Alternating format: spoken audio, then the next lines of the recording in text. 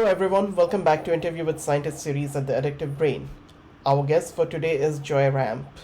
Joy has been an advocate for disability service with a focus on individuals with service dogs, post traumatic stress disorder, and traumatic brain injury since 2012. She holds a degree in biocognitive neuroscience from the University of Illinois. Joy is passionate about developing innovative solutions for equal access to education with a focus on science and research while securing equal opportunities and equal rights for all disabled people in academics, the workplace, while breaking institutional, physical, and societal barriers that prevent disabled people from living their life to the fullest. Today, we will chat with Joy about EDI and disability in science, and we'll also talk about Samson and service dogs. Welcome, Joy. Hi, thank you. It's my pleasure to be here. Our pleasure as well, and thank you for joining us. Of course. So, as I mentioned, you are a neuroscientist. Can you tell us a little bit about your research? Well, when I first went into neuroscience, my hope was to study the neurological underpinnings of PTSD in relation to after traumatic brain injury. And because of the barriers I faced with my service dog, I was unable to continue that particular path in research. But what I have been able to work on is I've been working on some early life adversity and PTSD, and we are working also on currently on a COVID study right now. So I've still been able to remain quite active Yes. in research and in neuroscience. That's awesome. So, I'm also a neuroscientist. I left academic labs, just in October 2020. Mhm. So, but now I'm a marketing and communication specialist for a biotech company. So, I haven't left the field, but still Yeah, I'm. I'm affiliated at the Beckman Institute for Yeah. Advanced Science and Technology, but my affiliation will end in November. Okay. And so, my company now, which I developed Yes. because of the barriers, is really what I do for full-time job now. Okay. Yes. So, talking about your company, Empower Ability Consulting. So, what Yes. is Empower Ability Consulting or EAC, and what are the main goals of EAC? The main goals are to remove as many barriers for Yes. people with disabilities who want to pursue STEM in either academics or industry. Yes. I have very specific focus on people with disabilities who are also service dog handlers, but I do work with different types of disabilities across the board Yes. in a lot of different ways. But I work directly with students to help them kind of navigate the system in getting accommodations or getting opportunities in Yes. research or in labs or in STEM, and then moving on into industry. But I also work with universities in development of policies that will provide for more equal access for this particular population of students. Okay, great. So we all have heard about Samson a lot. So who is Samson and what role does he play in the lab?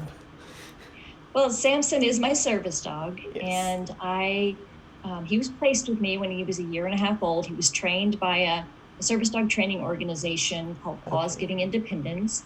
And then for another 9 months, I worked specifically in preparing him for work in a lab. Because if he wasn't going to be able to work in the lab or be accepting of the personal protective equipment that he had to wear to keep him safe, Yes. then he wasn't going to be the right service dog for me. Yeah. Fortunately for me and everyone who loves Samson, he did exceedingly well, and he went to work with me every single day when I worked in the lab. And he had to learn very specific skills to be able to safely work in the lab, Mhm. still assist me with my disability, and keep everything safe. And also, we had to make sure that there was that we didn't upset the research in any way, or that there was no contamination with the research or anything along that line. So there were a lot of little nuances that we had to take into consideration. Yeah. But he's done a fabulous job, and he's down here next to me Yes. sleeping, and and he's loved by so many, and he's kind of the ambassador for service dogs in science. Definitely. I have been following Samson for a long time now, and I've seen your journey, and it's mind blowing. So, Oh. how difficult was it to train Samson for in the lab environment? Well, training any dog just takes time, and it takes a certain type of training. We do a lot of positive reinforcement. We have to make sure that any service dog has all of the foundational things on it that they need.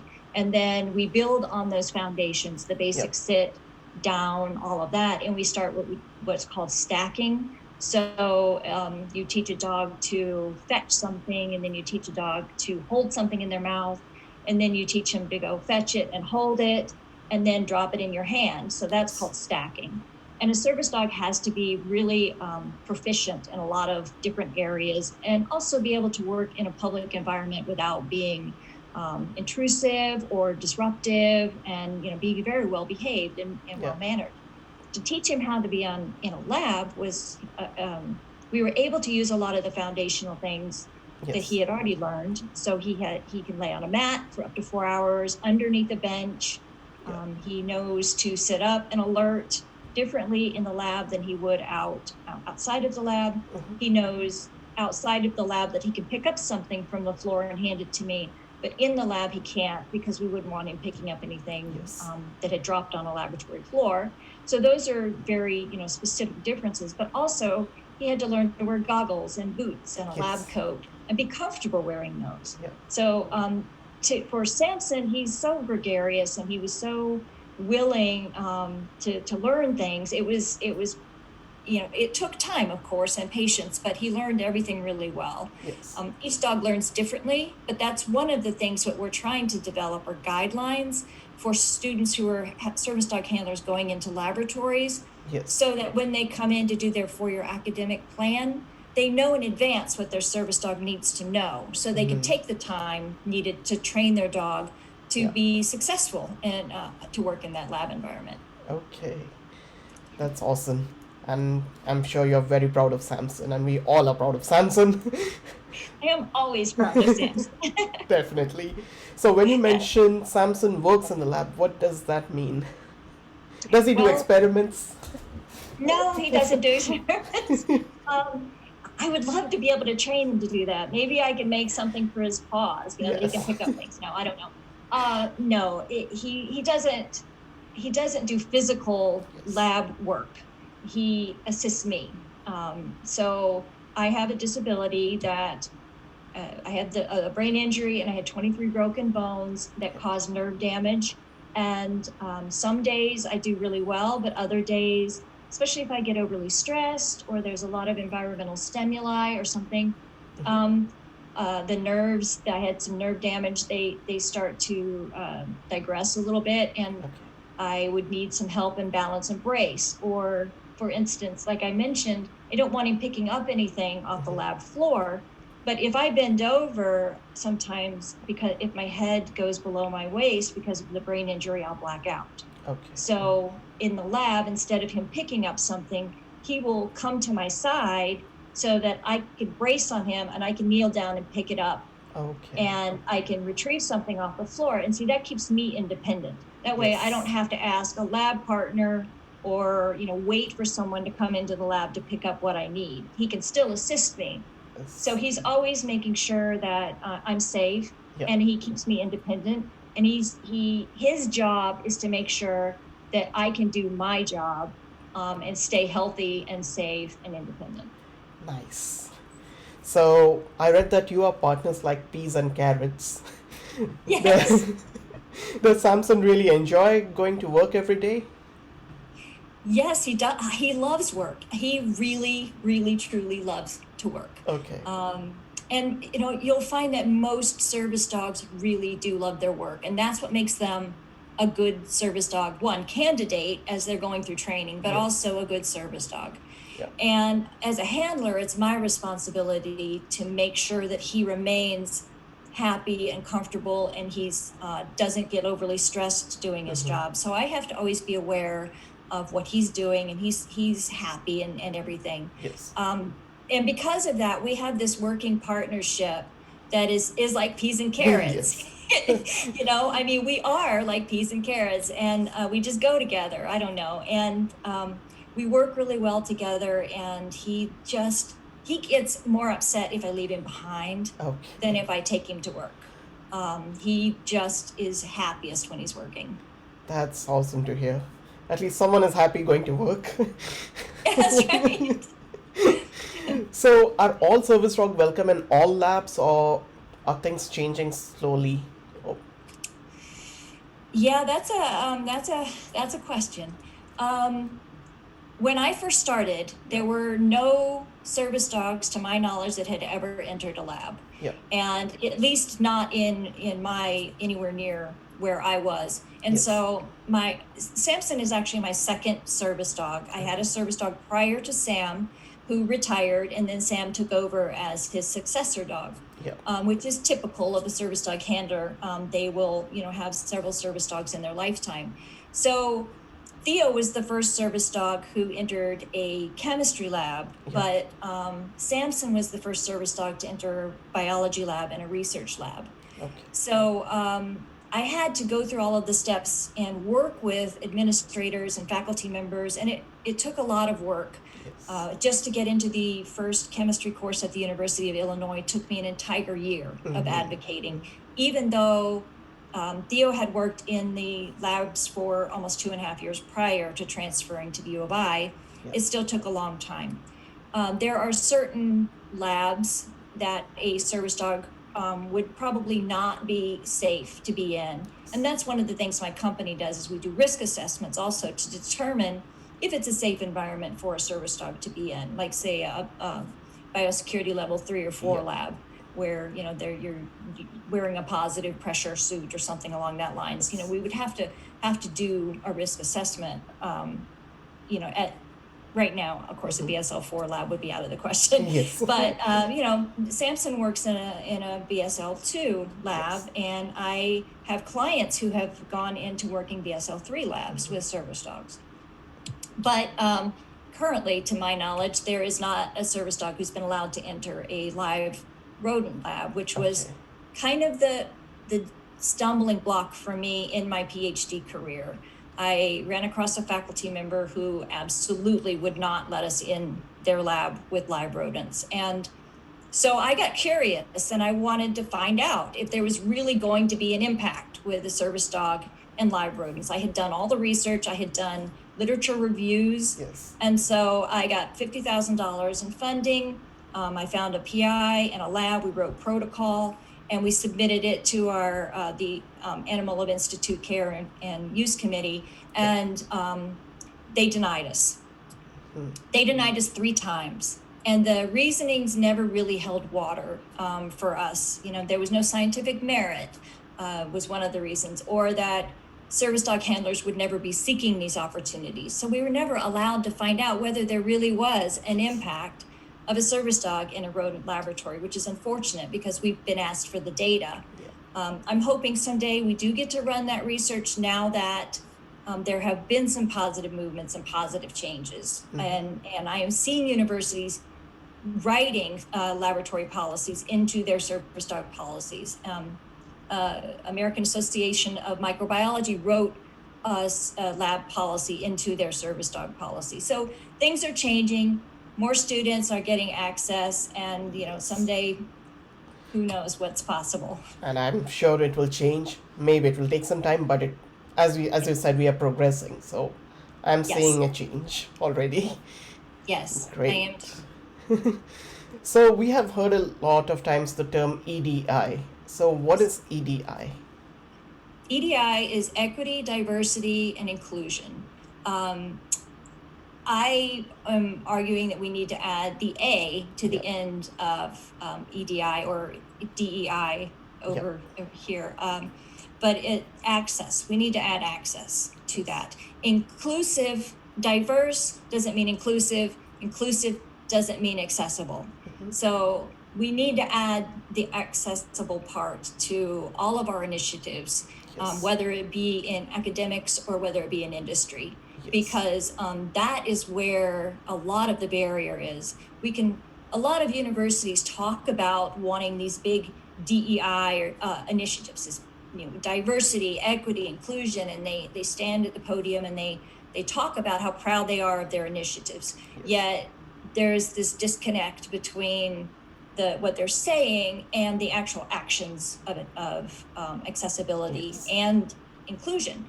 So what we need to start doing is not just recruiting these students and getting them in with our words, Yes. but then actively doing things to sustain and retain them through graduate programs or into industry, whatever it takes. Yes.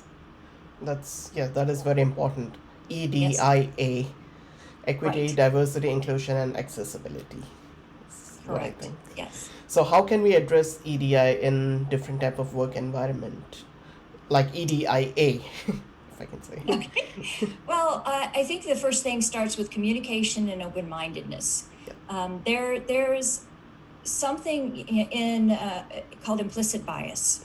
When Yes. someone has an experience or just a perception based on maybe what they've read on social media or what they've seen on television or something, and that is something that's just kind of in them. They don't really have a basis for why they feel a certain way. Yes. It's just, kind of subconscious. And that's what we call implicit bias. And a lot of times, if someone doesn't have personal experience with diverse populations or with disability or anything, it's foreign. It's a mystery. They just don't know. One, they don't know how to open up communication and talk about it because they feel nervous because they Yes. might say the wrong thing, or they don't know what that person might need. So they just say it's easier to just ignore it, and Yes. hopefully I won't have to see it or it'll go away. Yeah. So the first thing we have to start doing is recognizing that we need to start talking about these topics more openly without angst. As a person with a disability, I'm asked often, true, real, honest questions about my disability, or when I give presentations, especially, I welcome questions from people who really want to know or really are confused about a topic. Yes. And so by having these conversations, people learn and they see it's not this big scary monster. Yeah. Like having a service dog in a lab. A lot of science professionals I've worked with, after I've worked with them, are like, oh, well, this doesn't change anything. This isn't that hard. But it was this big, huge, scary monster. When they first heard dog in lab, they just went, no, this isn't happening because it's going to be too hard for me. Yeah. So I think we need to start having open dialogue, being Yes. open-minded to differences, understanding that differences bring different perspectives to science, which also brings a more robust problem-solving abilities to science issues. So I Yes. think that's where we need to start. Yes. We have to start somewhere, and as you mentioned, communication is really important. And Yes. I think we should make policies or change policies to have more EDIA in place. Yes. On that note, though, when we do work on policies and change policies, Yes. we need to include those diverse voices in the policy change. Yes. And in those conversations. We need to invite them into the boardrooms to put their voice in the hat, so to speak. I'll give an example. At a major tier 1 university recently, I read their strategic plan. It was their DEI strategic plan that had already been in place for 2 years. Okay. And I read it like 3 times. They included low socioeconomic populations, rural populations, gender, race, LGBTQ+, but there was not one mention of disability in the entire strategic plan that had already been in place for over 2 years. Yes. So when I brought this up to the college, they had no idea. They just went silent because, one, obviously they had no one on the board who was personally affected by disability, but also they didn't have anyone review it that had a perspective of someone with a disability. Yes. So those are where a lot of the gaps are is we're having policies made by people who are non-diverse, who are not within the diverse populations, and we need to change that. We need to bring everybody to the table so they can add their voice. Yes, and that's really important. Yes. So, why are students and scientists with disabilities so invisible in STEM education or in STEM fields? Well, as I touched on before, I think Yeah. it's kind of a scary topic for a lot of people who just don't understand. Yes. Um, Science has pretty traditionally been fairly rigid, and it has to be. I mean, things have to be, a certain way. We like to think of scientists as being these broad-minded problem solvers, but in reality, when they're running an experiment and things like that, everything has to be in its place. And so there is a lot of this rigid type thinking. And also, there has been for a long time a lack of diverse populations, and especially people with disabilities within STEM fields. Making accommodations, like for instance, when I go in to do a risk assessment of a lab that was built back in the 40s or 50s or 60s or maybe even 100 years ago and has rarely been updated, they don't have space for a Yes. wheelchair, say, or they don't have recessed benches. And to make those alterations to a lab is costly. Yeah. So therefore, it becomes an unreasonable accommodation. And so an unreasonable accommodation is legally a reason to exclude somebody with a disability. Yes. So there's this big loop of, okay, you were never excluded, so now we can't include you because we don't have the money to invest. Yes. Well, we need to start investing in those populations. Yes. The buildings and things, the labs that are being built now, they really need to start looking at. You can make labs accessible for all, Yes. and by adding things like adjustable fume hoods, adjustable height fume hoods, and lab benches, Yes. things like that. Building in recessed areas within the lab, and not having a bunch of empty drawers that nobody uses anyhow. Yes. Things like that. We need to really start looking at that, because these people have not been included. And so again, it's a scary thing. Okay, now we don't have money to include you. You're not, to us, the majority of the students. So, boom, boom, boom, 3 strikes, you're out. Yes. And a lot of students say that they don't feel supported.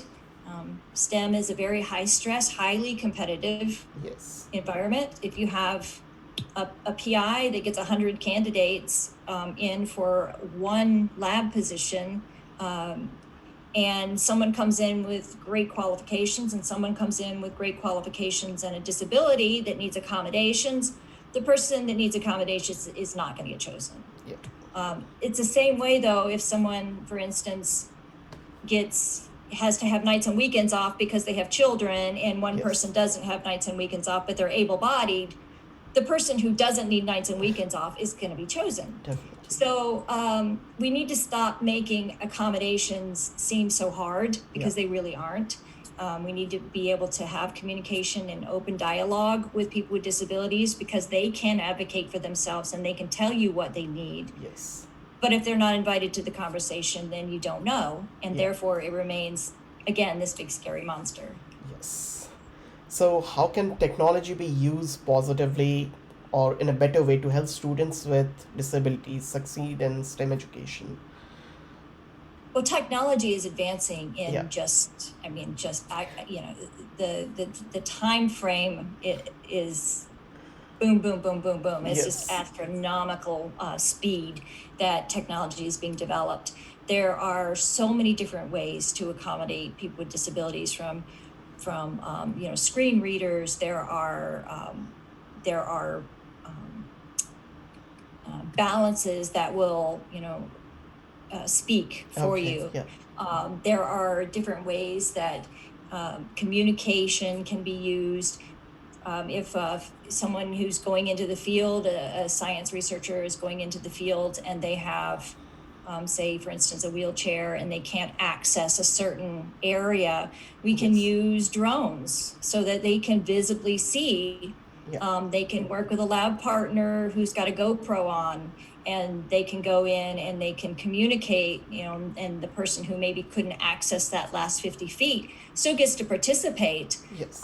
with the lab partner, and they can look down in a rock bed or whatever and say, hey, pick up this one and bring this back so we can examine it, or things like that. There's just so much. I mean, I could go on and on and Yes. on. I don't think we have that much time. No, technology has definitely advanced. Like as you mentioned, GoPro is a good example, which I never thought of. But yes, those who are working on the field can use that with someone who cannot access that part. So Right. that makes And like complete even sense. the adjustable lab benches and Yes. fume hoods and things like that, Yes. adjustable shelving, those are all technology Yeah. based. Disabilities shouldn't stop someone from pursuing their dreams. That is what I believe in. Oh, that's right. I mean, I work with people all the time, especially like out here in Arizona where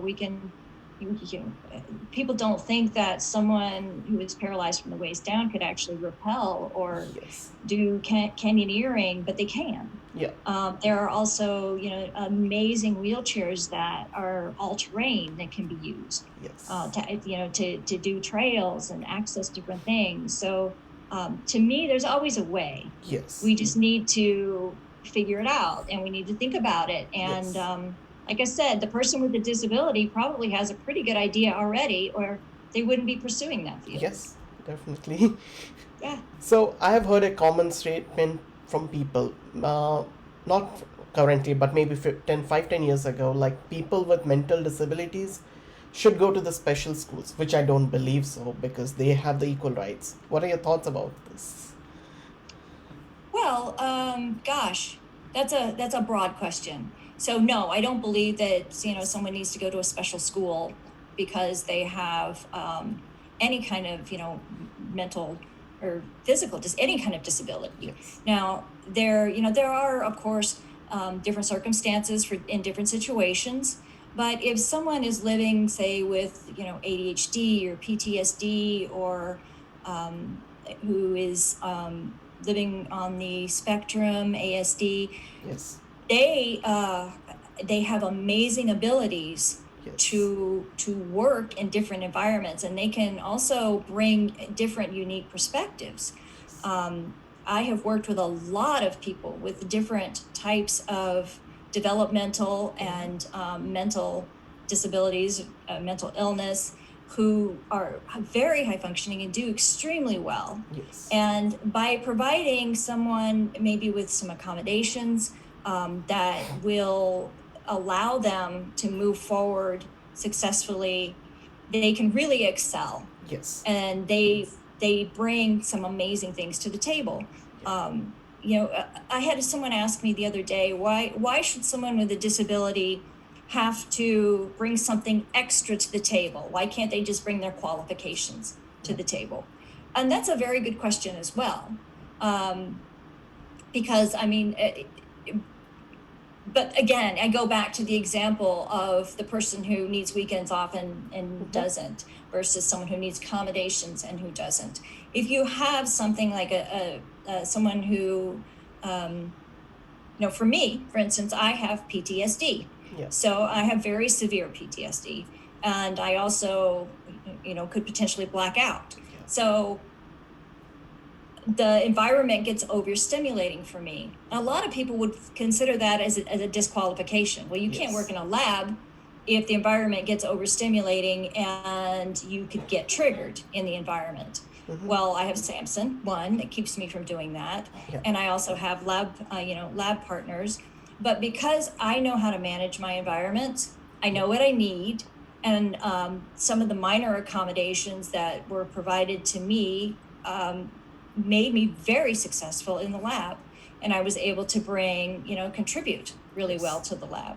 So yeah, I don't believe that, like I said, there's exceptions and there are different circumstances. If someone is in a position where they would feel more comfortable in a school that is more accommodating for them, say a blind student goes to a school primarily for the blind, or something along that lines, or the deaf in Gallaudet University, for instance, and they feel more comfortable there, then that's where they should be supported as well. Yes. No, I agree with the statement. Yeah. So, apart from all this hard conversation, what do you and Samson enjoy the most apart from work? Oh gosh, we enjoy life. That's We enjoy important. life a lot. I mean, to put it more specifically, Sam and I enjoy each other's company. Yeah. One, and he loves his blue octopus, his little stuffed Yes. Mr. B. Yeah. That's his favorite toy, and Mr. B has a personality of all his own, as Samson does. And so we like to go to the park and play. We go hiking, him and I, quite often. I like to paint, and that's very calming for my Yes. brain, and I can really put my thoughts and things on a canvas. Yeah. I like to write. I like to go to the gym. He goes to the gym with me often. We like to spend time with friends and go out and enjoy some of the Arizona nightlife, Yes.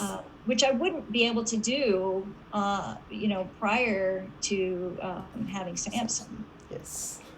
No, I really like Samson. Yeah, So, I don't know if he would jump up here or not without knocking everything over. yeah. No, I completely understand.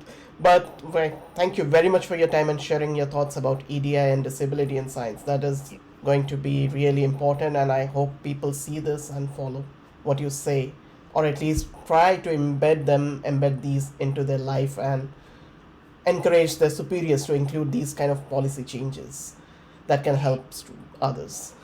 Yes, and I hope that the faculty, the administrators, the superiors will also hear the Yes. conversation and make the change, because I believe a lot of change has to come from the top down. Yes. It trickles down. So people with disabilities shouldn't always have to be the ones advocating. Yes. Let's try and meet in the middle. Yes. Thank you very much. Thank you. I thank you very much for your time. My pleasure.